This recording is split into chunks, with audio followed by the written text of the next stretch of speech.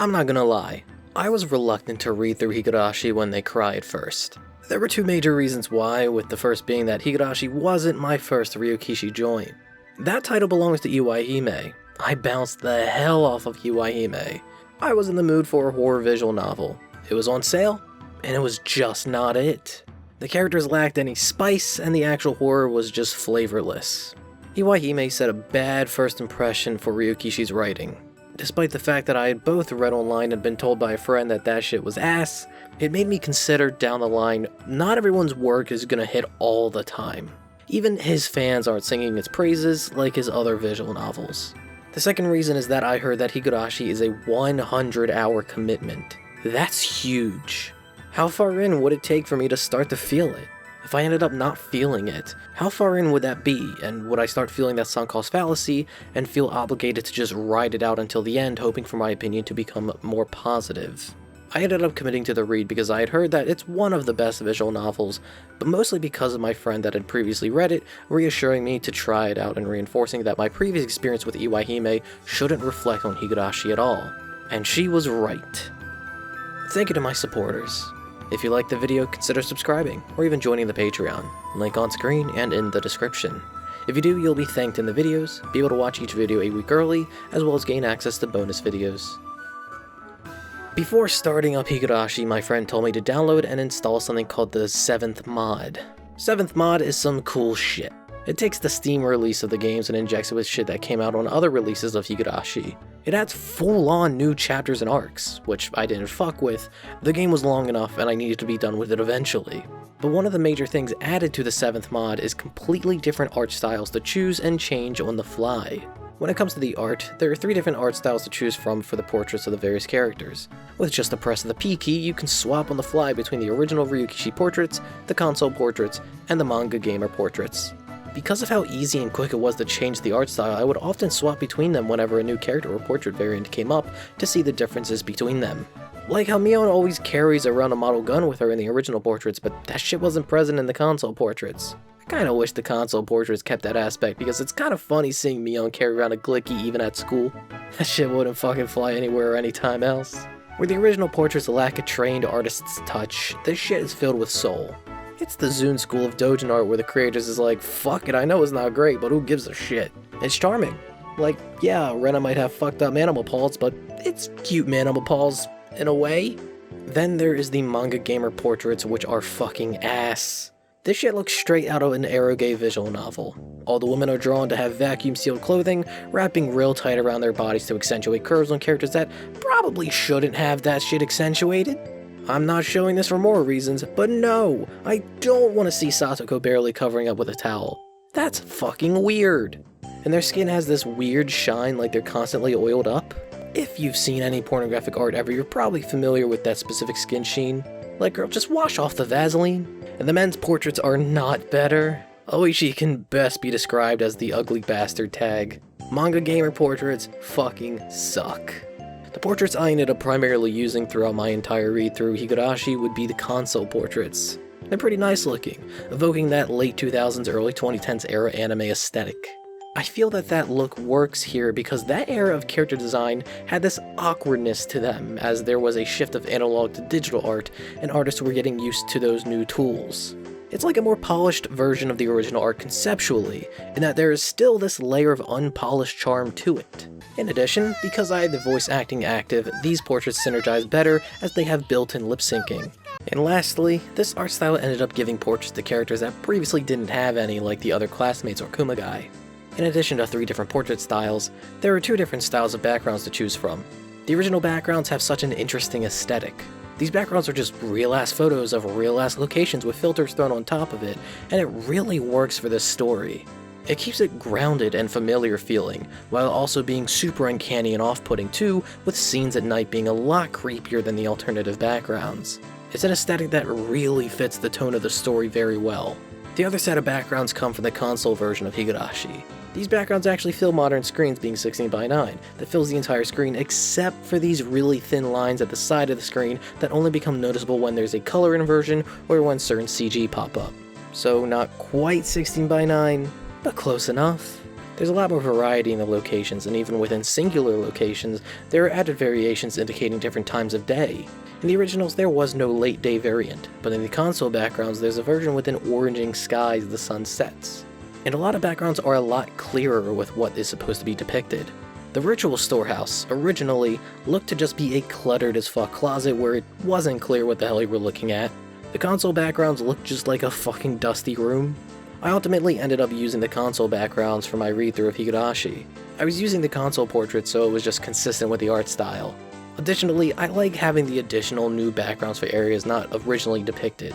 But if I ever read through Higurashi again, I would absolutely do so with the original backgrounds and portraits. I fuck with those, and doing so would make Higurashi feeling fresh as well with completely different visuals. If you've already read through Higurashi with the original style and are planning a reread, consider the console art. It's pretty nice. 7th mod also includes new CGs added in the console arcs, as well as a really cool feature that, when you pause the game, it just tells you the name of the current song playing. Even cooler than that, there are buttons you can click to copy the name of it to clipboard, open up the file location for the OGG file directly, or open that shit up on YouTube. It's hella convenient and a quality of life thing that I'd like to see in other games. Even if you don't want to give me the file or send me to a YouTube upload, at the very least, just put the current song name on the pause screen. It's a damn convenient feature to have. The music itself is pretty alright. The good vibes tracks during the slice of life portions are some good vibes. The first 4 chapters, or the question arcs, have different music than the last 4 chapters, the answer arcs. The 2 different arcs end up having different vibes throughout as a result of different music scoring their respective events. The answer arcs have a larger soundtrack, giving it more variety, which is great. Having a larger pool of music to pull from can help to elevate a scene by having more options to mix and match the music choices for the one that fits the best. The Answer Arcs has some really strong tracks like Fearlessness and Festivals and Door. That's some damn good music listening right there. That's not to say that the Question Arcs is overshadowed. Dancer 7 will forever be known as the Crash Out song to me, after my friend described the song as that. And I think my favorite song out of the whole soundtrack ended up being Gear.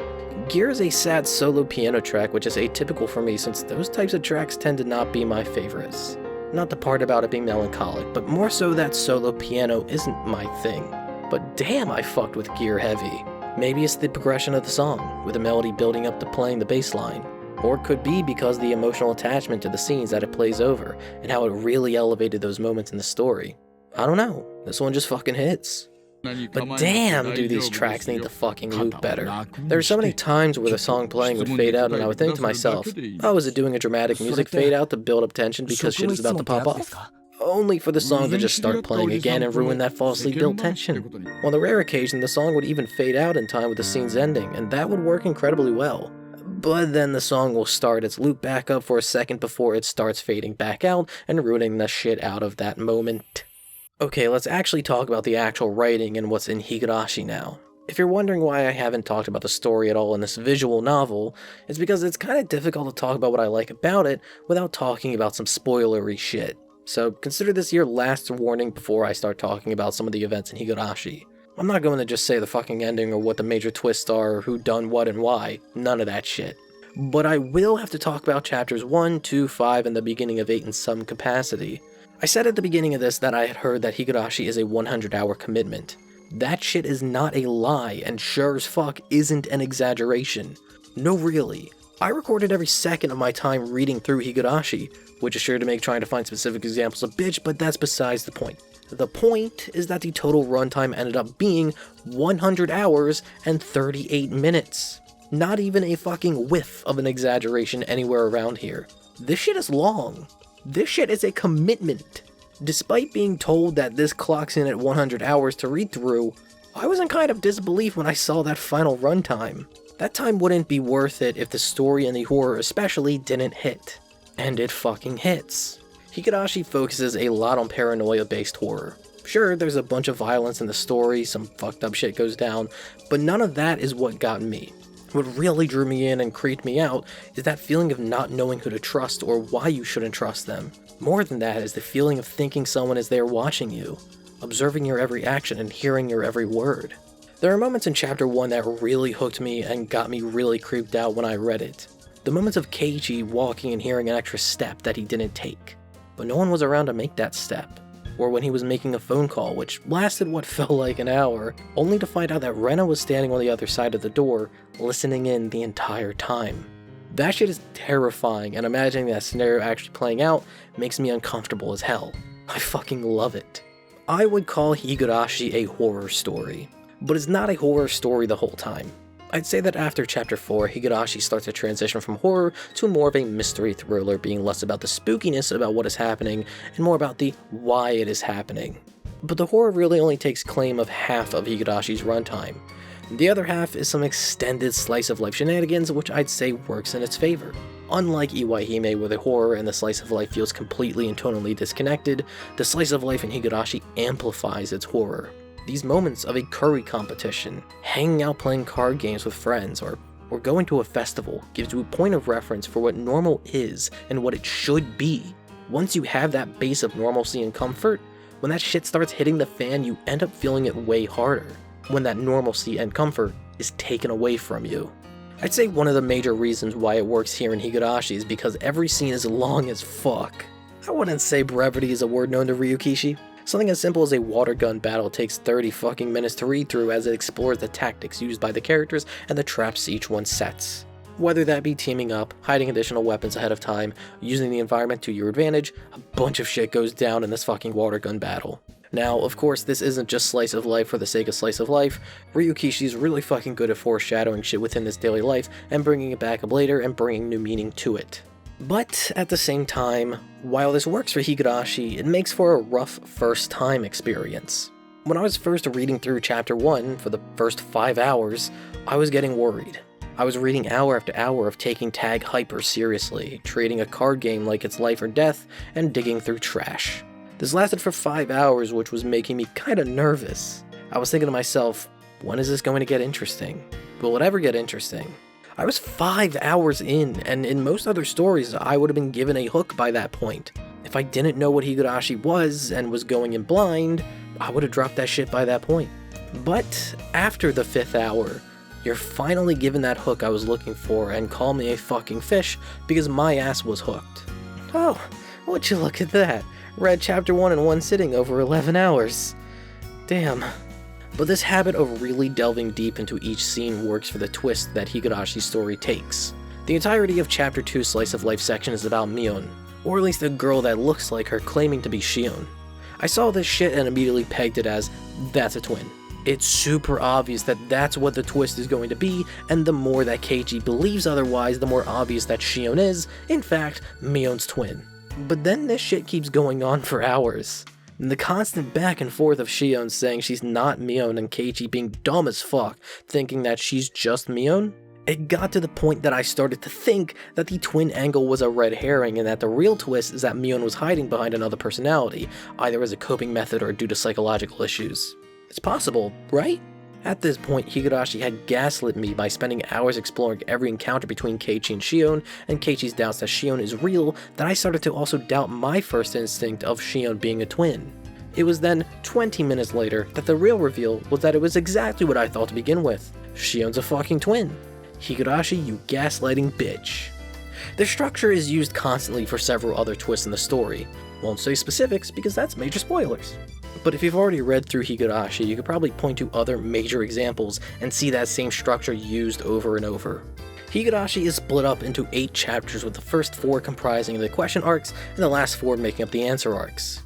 What this means is that for the first half of the runtime of Higurashi, you'll be confused as hell. I sure as fuck was. I had no idea who was trustworthy, where the story was going, or if this shit was even supernatural. No fucking clue. But that just means that the first half worked, leaving me with only questions. The answer arcs give just those, answers. Not only does it give you all the answers that you could ever want by the time you hit chapter 8's credits, but it also does a really good job at recontextualizing previous chapters as well.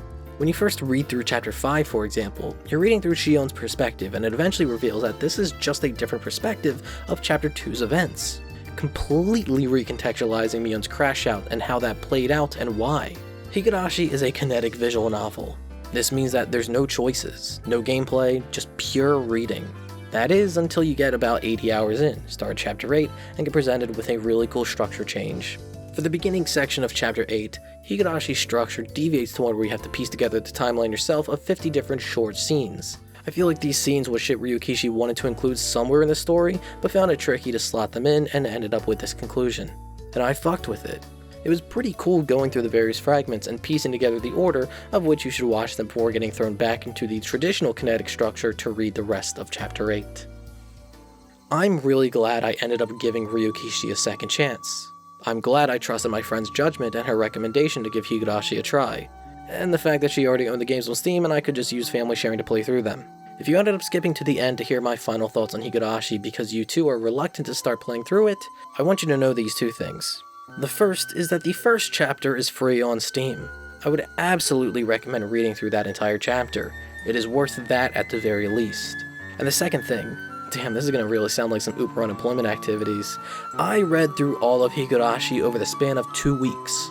That's right, 100 hours over the course of March 17th to March 30th. That's how much I got sucked into reading Higurashi When They Cry.